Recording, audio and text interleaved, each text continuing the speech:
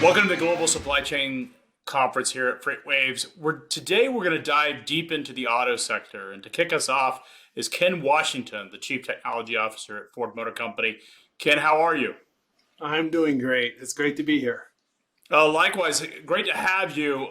The auto sector is as hot of a sector as any sector right now in the country, and probably having a renaissance unlike we've seen for decades. So, how would you, as a technology officer of the company, how would you think of what's happening right now in the auto sector?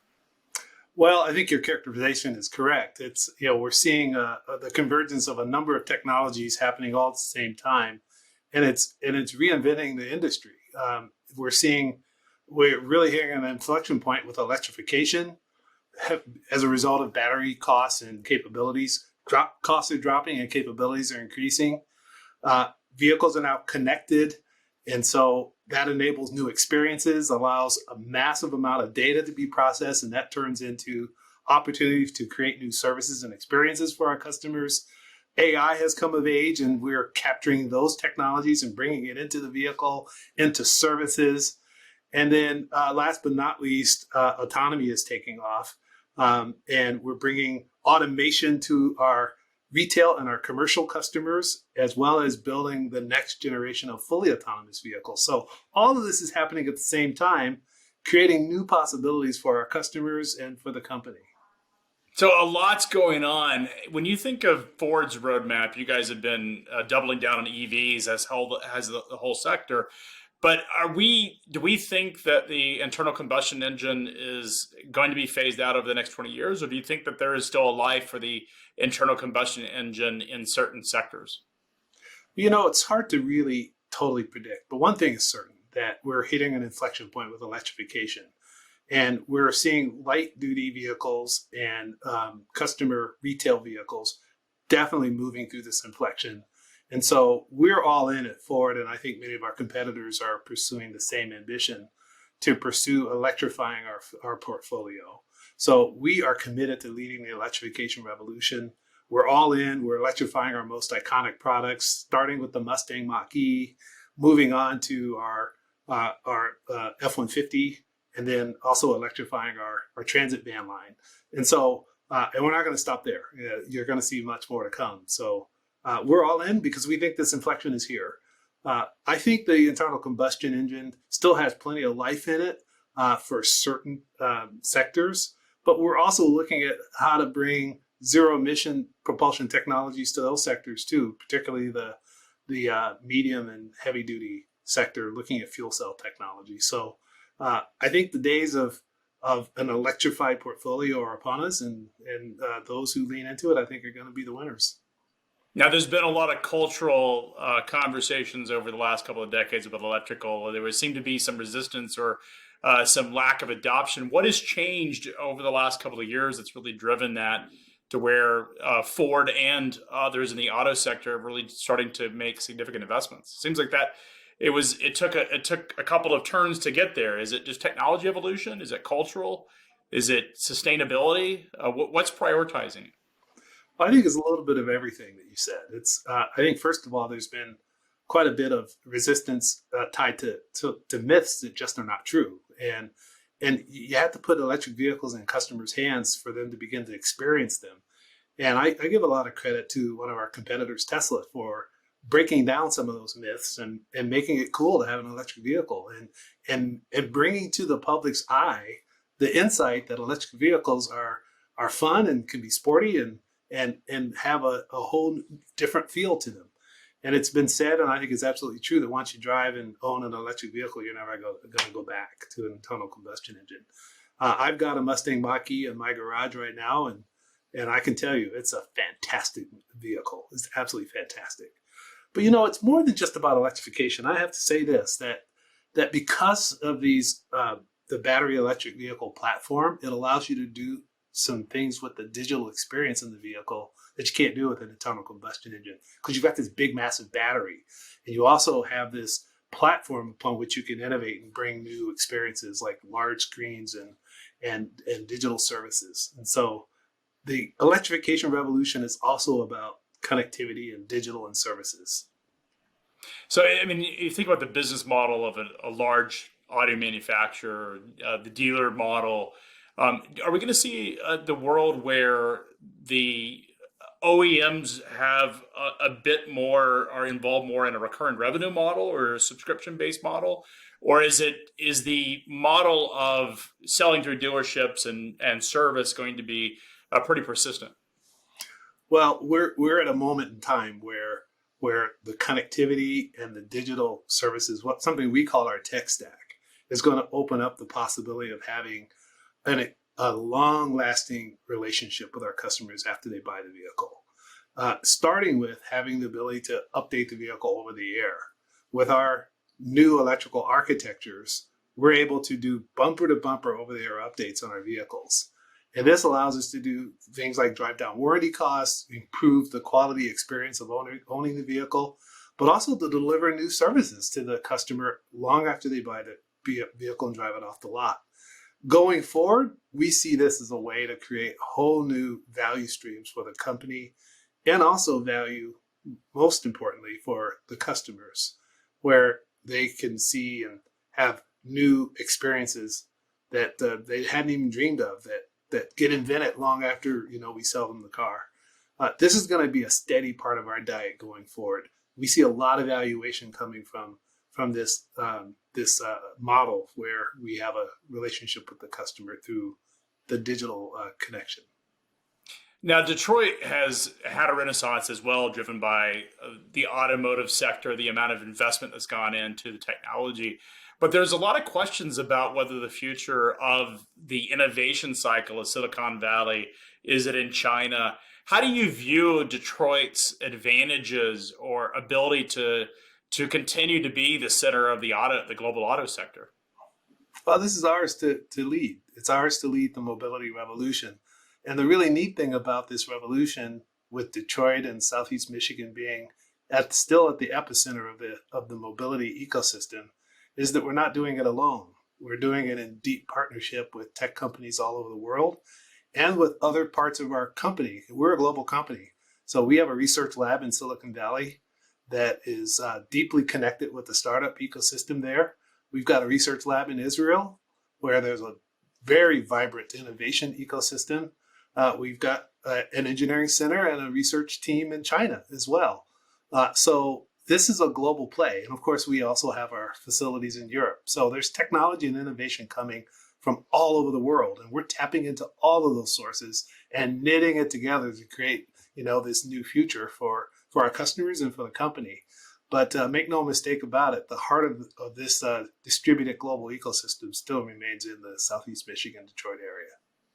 Okay, one of the things that's as the auto sector has shifted towards EVs and a more connected vehicle, and just what's happened with COVID and just the demand on global supply chains, we've seen a pretty significant chip shortage. I think all auto manufacturers are struggling to keep up with demand.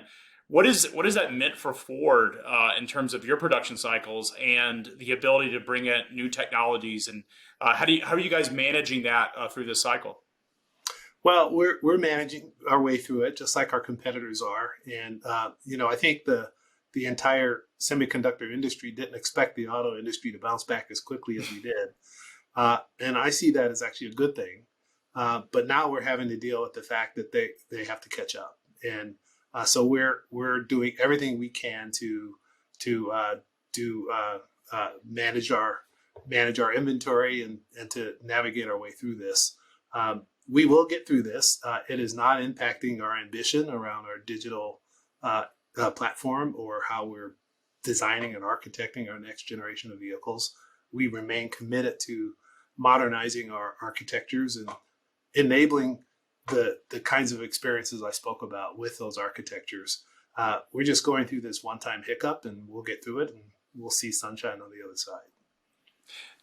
When you move to a connected vehicle that can do over-the-air updates, does it change the cycle of how often the vehicles get refreshed? Are we going to see more intermittent refreshing that happens in between brand new product cycles? How is that shifting the way you guys think about rolling out new products?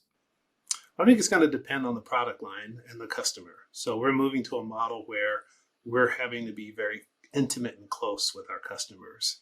And so no one size fits all. Truck customers are going to want a different refresh cadence than commercial vehicle like van customers, and they're going to want a different refresh cycle than luxury customers. So I think it's going to be very dependent on the individual product line. But we do see there being much more priority and emphasis from a customer point of view on the digital experience, on services, on capabilities that you can provide over the air. And so I'd imagine just in aggregate, if you integrate that over all product lines, that you'll see more attention and more focus on upgrading and updating those elements of the vehicle product lines than the physical vehicle. But it's too early to say exactly how it's going to impact specifics. I think it's an amazing time when I think about all of the excitement around the auto sector. Someone who's we're big fans of the stock market.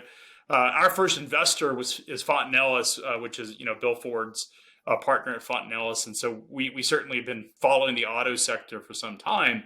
It's really encouraging to think about all of the innovation and investment that's going into it, but it also means that there's a lot of noise out there. Where do you think that the most promising technologies beyond EV are, and where do you think a lot of the noise and hype that's probably undeserved exist inside this industry? Well, I've learned through my decades of working in technology that you do have to pay attention to the noise because there's a signal in there. And so we cast our net pretty wide when it comes to evaluating and monitoring technologies. The key is to be discerning about when to pull the trigger on engaging a technology and then transitioning it into your products. So right now, I would say a lot of the prior noise and hype around autonomy has faded in the background, and we now know that full autonomy is much harder than many people had represented it to be. We always knew it was a very hard problem, so we were always fairly measured in our statements about the ushering in of full autonomy. But what we're seeing now is that noise around autonomy is turning into reality around automation and advanced driver assist technologies and new sensors and how that translates into data and how that can turn into new services and experiences. So, and that came from just paying attention to what's happening in the technology space that was all feeding into the automation frenzy. And it turns out that the pivot led to other innovation, like new services of being able to do automated trailer hitching and things of that sort. So, we monitor and watch a wide array of technologies. We're even doing some experimentation with quantum computing. I think that's fairly early in the hype cycle, but we're paying attention to it to see where it's going to go. Other things we're watching and monitoring and doing quite a bit of technology work on is our advanced materials development. We're doing some work on additive manufacturing. I mean, it's a fairly long list, but we've learned that you shouldn't dismiss anything that has the potential of growing into a signal, particularly these days with the pace of technology development. Yeah, it's certainly happening quickly. So when you think about autonomous, a lot of people sort of take the leap of full autonomy or point-to-point autonomous. It's created a lot of tension in an industry we cover, which is the trucking industry, and what happens to the truck driver, the jobs there. It sounds like what you're suggesting is that cycle may be longer. It may take a bit longer to have point-to-point autonomous. Am I reading that correctly? When do you think that we'll see point-to-point autonomous or truly driverless level 5? I think you're going to start seeing the first signs of services enter the market in 2022. Maybe some early entrants will start later this year in late 2021. We'll come into the market in 2022 in a gradual way in select cities. We've been very transparent about our rollout strategy, beginning with our first city, Miami. But look, if you even just add up all of these locations where we've said we release our fully self-driving ride service for moving people and moving goods, it's a relatively small number of cities. So this rollout is going to be gradual, but that gradual rollout will ultimately lead to really big impact and a lot of large valuation. And so I think the experience we're seeing today, right here in this moment now, is proof that we, often oversold the technology. There are people making claims that they have full autonomy on the road in 2019 and 2020, right? Well, that's behind us, and that hasn't happened. So I think we've all taken a big gulp of reality and realized that it's a hard problem, and it needs to be done gradually and in a measured way. We had Tony Seba at our first FreightWaves conference back in 2018. I think his prediction was 2020 would be the year of sort of singularity in the auto sector, and autonomous would be upon us. Obviously, that's not happened. We seem to be on the cusp of it, but as you pointed out, we're not there. So I have a 1-year-old son, and I have a set of twins that are on their way. Do you think they'll ever drive a vehicle? Would they learn to drive an automobile, or are they going to be of a generation that doesn't learn how to drive a car? Yeah, I'm not very good at predictions, so I'm not going to predict that. But well, I would say what I hope happens, and I think it's not too far fetched to imagine a future where there's still plenty of people that learn how to drive vehicles, and they choose to drive, and they love to drive, and they want to drive, and it gives them the freedom to do so. And they even choose to live certain lifestyles where a driven vehicle is a requirement in order to fulfill that kind of lifestyle. But 20 years from now, will you be able to live and work and play in an urban setting without owning a vehicle? I think that's the answer to that question is most likely going to be yes. That doesn't mean that people won't ever learn to drive and won't choose to have vehicles if they want to live in a more rural setting or have the kind of lifestyle where they can hop in their own vehicle and drive somewhere. One of the things we've learned from COVID is that people do value the independence and the solitude of having their own space and the safety of having their own space. And so we're double clicking on that in some of our work to ensure that, particularly in our Lincoln products, that you really have a sanctuary, and because customers want that. Yeah, I mean, it's interesting you mentioned COVID and sort of how that's changed society or perception of society. Deurbanization has started to take place. It's a trend that's actually dated for some time, but we've seen this acceleration of it. I imagine as we see a more connected vehicle and people telecommuting, how is that shifting how Ford thinks of new products? Is it, you mentioned bigger vehicles potentially? How are you guys road mapping the future of the urban landscape and what that means for vehicle technology?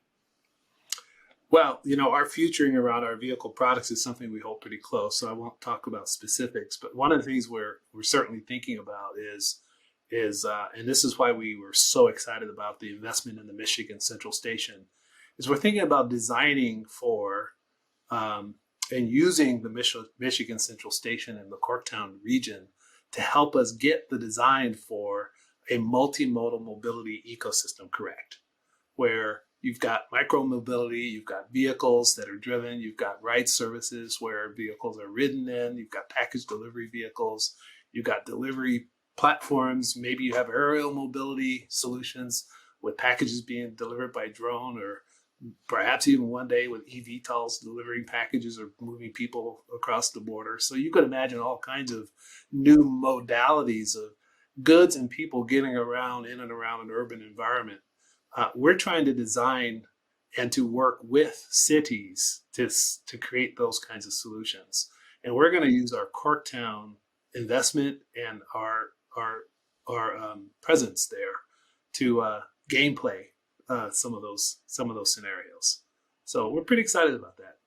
Now, is Ford shifting or at least accelerating investment in the commercial side of the world? I know that you've always had a presence in the commercial vehicles, but they've been smaller class vehicles, not the larger Class 8 vehicles. But are we seeing a shift to in terms of how you're prioritizing or Ford's prioritizing commercial vehicles?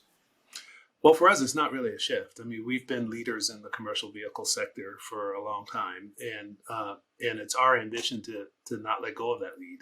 So we're very focused on ensuring that we continue to make our commercial vehicles must-have vehicles, but more importantly, we're coupling an amazing and awesome vehicle and the platform of the vehicle with must-have, got to have services and experiences. And so we think that's going to create the kind of stickiness that'll keep us as the commercial vehicle industry leaders for a long time to come. So, Ken, one of the things that's also being discussed, we've seen it in California this summer. Texas is suffering with power outages. There's a lot of discussion about the electric vehicle and the grid and the resilience of the grid. Are you guys talking to utilities and having conversations and active in thinking about grid planning? How do you, with a fully electric vehicle and a shift towards consumer and commercial behaviors towards electric, how does Ford think about the grid reliability and sustainability?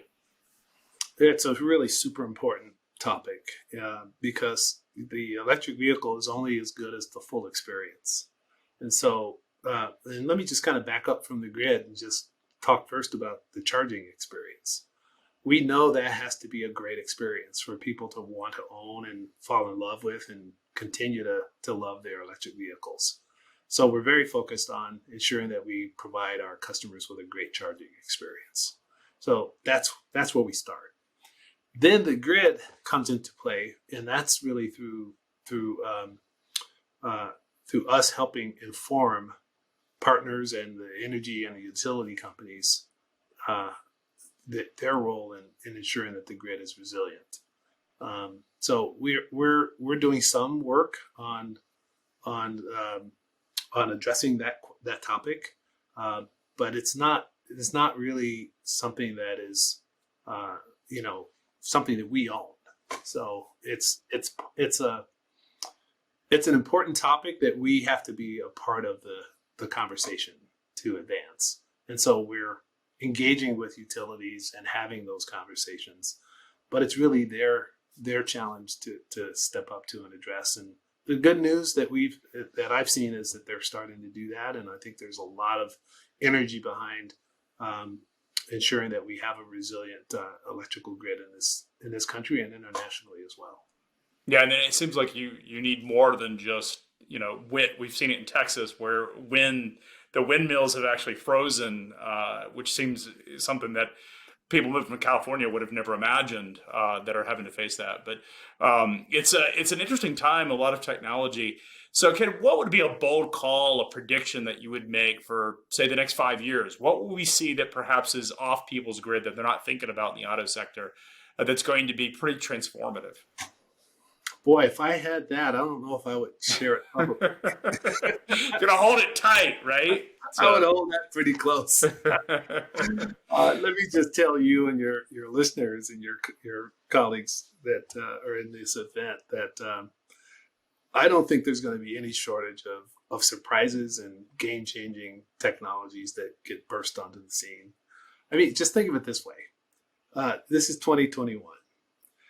Roll the clock back 5 years, and what were we thinking was possible back in 2016? Were we talking about electrification at this level? Would we have been able to predict the scale of AI? And if someone had told you that we could develop a vaccine in 12 months, would you have believed them? There's all kinds of things that surprise us having to do with the pace and speed of technology. I don't think the next 5 years are going to be any different. We're going to find things that surprise us and delight us. And our job at Ford is to keep our pulse on those things and translate them into value for our company and for our customers. Well, Ken, I really appreciate that. The other thing that's exciting about all of what you've said is not just the technology, but the other businesses that can be built around that. So we've seen it with Uber, we've seen it with Lyft, Instacart. I can't imagine surviving COVID in a quarantine environment without the services that have been built around the mobility revolution. So it's an exciting time.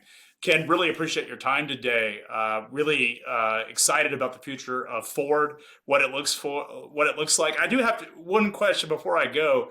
The diehard gearheads, when they saw the electric Mustang, what was that conversation like with consumers out there? I imagine they were a little shocked that this thing's gone to electric from the heavy motor.